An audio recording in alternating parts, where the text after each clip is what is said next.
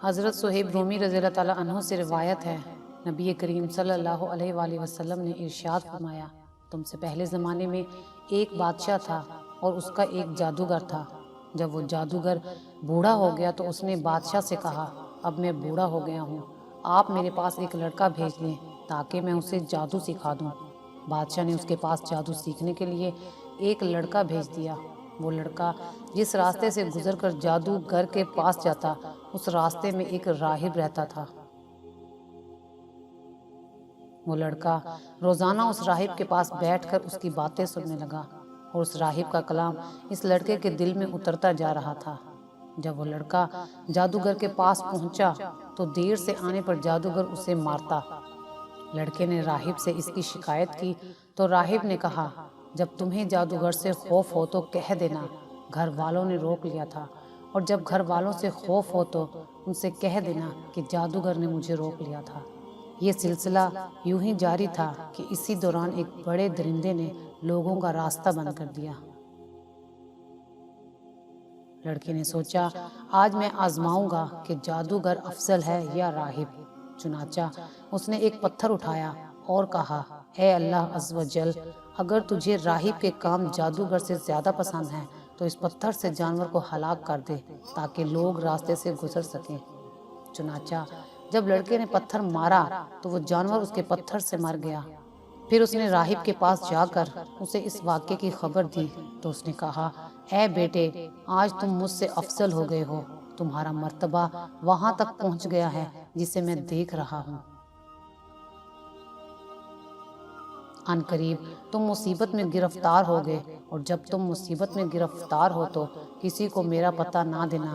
اس کے بعد اس لڑکے کی دعائیں قبول ہونے لگیں اور اس کی دعا سے اندھے اور برس کے مریض اچھے ہونے لگ گئے اور وہ تمام بیماریوں کا علاج کرنے لگا۔ بادشاہ کا ایک ساتھی نابینا ہو گیا تھا۔ اس نے جب یہ خبر سنی تو وہ اس لڑکے کے پاس بہت سے تحائف لے کر آیا اور اس سے کہا، اگر تم نے مجھے شفا دے دی تو میں یہ سب چیزیں تمہیں دے دوں گا۔ لڑکے نے کہا، میں کسی کو شفا نہیں دیتا، بلکہ شفا تو اللہ تعالیٰ دیتا ہے۔ اگر تم اللہ تعالیٰ پر ایمان لے آؤ تو میں اللہ تعالیٰ سے دعا کروں گا اور وہ تمہیں شفا عطا کر دے گا۔ چنانچہ وہ اللہ تعالیٰ پر ایمان لے آیا تو اللہ تعالیٰ نے اسے شفا دے دی۔ جب وہ بادشاہ کے پاس گیا اور پہلے کی طرح اس کے پاس بیٹھا تو بادشاہ نے پوچھا، تمہاری بینائی کس نے لوٹائی ہے؟ اس نے کہا، میرے رب عز و جل نے۔ بادشاہ نے کہا، کیا میرے سوا تیرا کوئی رب ہے؟ اس نے کہا، ہاں، میرا اور تمہارا رب اللہ تعالیٰ ہے۔ یہ سن کر بادشاہ نے اسے گرفتار کر لیا اور اس وقت تک اسے اذیت دیتا رہا جب تک اس نے لڑکے کا پتہ نہ بتا دیا۔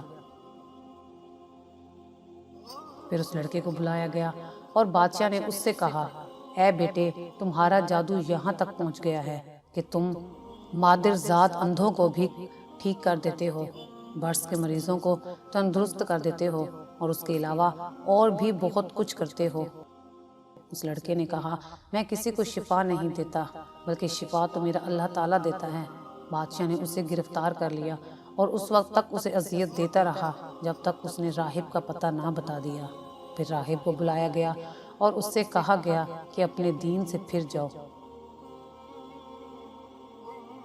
راہب نے انکار کیا تو بادشاہ نے آرا منگوا کر اس کے سر کے درمیان رکھا اور اسے آرے سے چیر کر 2 ٹکڑے کر دیا۔ پھر اس نے اپنے ساتھیوں کو بلایا اور اس سے کہا کہ اپنے دین سے پھر جاؤ۔ اس نے انکار کیا تو بادشاہ نے اسے بھی آرے سے چیر کر 2 ٹکڑے کر دیا۔ پھر اس لڑکے کو بلایا اور اس سے کہا کہ اپنے دین سے پھر جاؤ۔ اس لڑکے نے انکار کیا تو بادشاہ نے اپنے چند ساتھیوں سے کہا، اس لڑکے کو فلاں پہاڑ پر لے جاؤ اور اسے لے کر پہاڑ کی چوٹی پر چڑھ جاؤ۔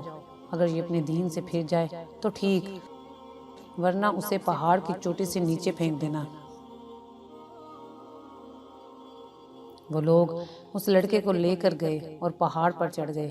اس لڑکے نے دعا کی، اے اللہ عز و جل، تو جس طرح چاہے مجھے ان سے بچا لے۔ اسی وقت ایک زلزلہ آیا اور وہ سب لوگ پہاڑ سے نیچے گر گئے۔ اس کے بعد وہ لڑکا بادشاہ کے پاس چلا گیا تو بادشاہ نے اس سے پوچھا، جو لوگ تمہارے ساتھ گئے تھے ان کا کیا ہوا؟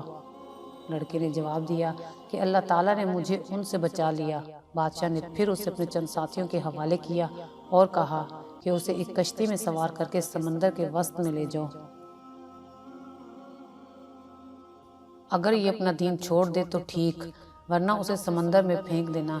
وہ لوگ اسے سمندر میں لے گئے تو اس نے دعا کی، اے اللہ عز و جل، تو جس طرح چاہے مجھے ان سے بچا لے۔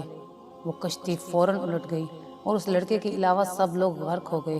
وہ لڑکا پھر بادشاہ کے پاس چلا گیا تو بادشاہ نے پوچھا، جو لوگ تمہارے ساتھ گئے تھے ان کا کیا ہوا؟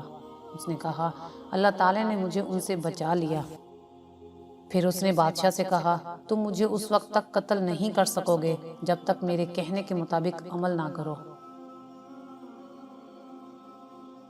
بادشاہ نے وہ عمل پوچھا تو لڑکے نے کہا، تم ایک میدان میں سب لوگوں کو جمع کرو اور مجھے کھجور کے تنے پر سولی دو، پھر میرے ترکش سے ایک تیر نکال کر بسم اللہ رب الغلام کہہ کر مجھے مارو۔ اگر تم نے ایسا کیا تو وہ تیر مجھے قتل کر دے گا۔ چنانچہ بادشاہ نے تمام لوگوں کو ایک میدان میں جمع کیا اور اس لڑکے کے بتائے ہوئے طریقے کے مطابق عمل کر کے تیر چھوڑ دیا۔ وہ تیر لڑکے کی کن پٹی میں پیوست ہو گیا۔ لڑکے نے تیر لگنے کی جگہ پر اپنا ہاتھ رکھا اور انتقال کر گیا۔ یہ دیکھ کر تمام لوگوں نے کہا کہ ہم اس لڑکے کے رب پر ایمان لائے، ہم اس لڑکے کے رب پر ایمان لائے، ہم اس لڑکے کے رب پر ایمان لائے۔ بادشاہ کو اس واقعے کی خبر دی گئی اور اس سے کہا گیا کہ کیا تم نے دیکھا کہ جس سے تم ڈرتے تھے اللہ تعالیٰ نے وہی کچھ تمہارے ساتھ کر دیا اور تمام لوگ ایمان لے آئے۔ اس نے گلیوں کے دہانوں پر خندقیں کھودنے کا حکم دیا۔ جب ان کی کھدائی مکمل ہوئی تو ان میں آگ جلوائی گئی۔ پھر بادشاہ نے حکم دیا کہ جو اپنے دین سے نہ پھرے اسے آگ میں ڈال دو۔ چنانچہ لوگ اس آگ میں ڈالے جانے لگے، یہاں تک کہ ایک عورت آئی اور اس کی گود میں بچہ تھا۔ وہ ذرا جھجکی تو بچے نے کہا، اے ماں صبر کر اور جھجک نہیں، تو سچے دین پر ہے، اور وہ بچہ اور ماں بھی آگ میں ڈال دیے گئے۔ حضرت ربیع بن انس رضی اللہ تعالیٰ عنہ فرماتے ہیں کہ جو مومن آگ میں ڈالے گئے، اللہ تعالیٰ نے ان کے آگ میں پڑنے سے پہلے ہی ان کی روحیں قبض فرما کر انہیں نجات دی، اور آگ نے خندق کے کناروں سے باہر نکل کر کنارے پر بیٹھے ہوئے کفار کو جلا دیا۔ اگر آپ کو ہماری یہ ویڈیو اچھی لگی ہو تو اسے لائک کریں، شیئر کریں اور مزید اچھی ویڈیوز دیکھنے کے لیے ہمارا چینل سبسکرائب کریں۔ اگر آپ کو ہماری یہ ویڈیو اچھی لگی ہو تو اسے لائک کریں، شیئر کریں اور مزید اچھی ویڈیوز دیکھنے کے لیے ہمارا چینل سبسکرائب کریں۔